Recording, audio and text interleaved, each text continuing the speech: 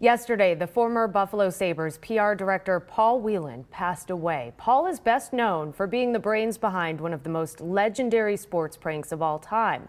Today, Pete Gallivan tells us the story behind the draft pick that didn't exist. Meet the man behind the myth, the original Sabres PR man, Paul Whelan. The year was 1974.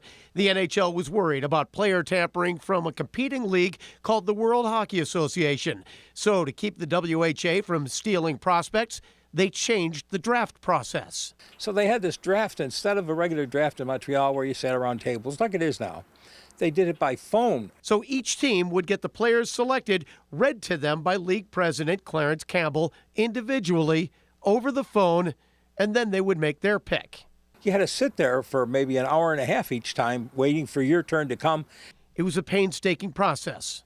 And the draft went into 2 days, a phone draft. And remember, it's total boredom because you can't hear anything until your turn comes and they announce the names. So Wayland and general manager Punch Imlach decided to have a little fun to pass the time. I said, why don't we draft somebody strange? And Imlach said, what do you mean? I don't know. And I said, well, how about a Japanese player? Yes, they made up a player and a backstory, but first they had to come up with a name. And I remember Tsujimoto Garden Supplies out on Route 16 in Elma. And that's when Paul Tsujimoto's father, Joshua, who owned the store, received an unusual phone call. My dad called me at the bottom of the stairs for dinner, and as I'm walking down the stairs, he says, hey, I just got a call from the Sabres. And I go, oh, really? What did they want?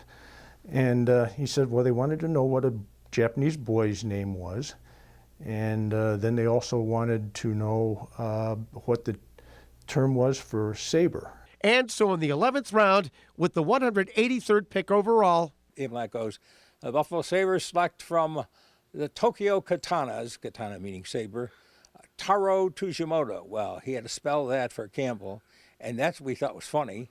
And then we knew that Campbell had to give it to all other teams in the league and had to go through it. Buffalo selects and they're on Taro, T-A-R-O. All these scouts are looking through their books trying to find a Japanese hockey player. I thought that was just brilliant. I thought that was funny. It was brilliant. What happened is that the world bought it. We're so humbled that our family was part of this whole thing. And we were carried in the NHL record book as a Taro Tsujimoto for many years until they got so tired of answering questions about it in New York that they finally took it out of the NHL official guide. But it's firmly entrenched in the unknown stories of Western New York as one of the greatest pranks in sports history.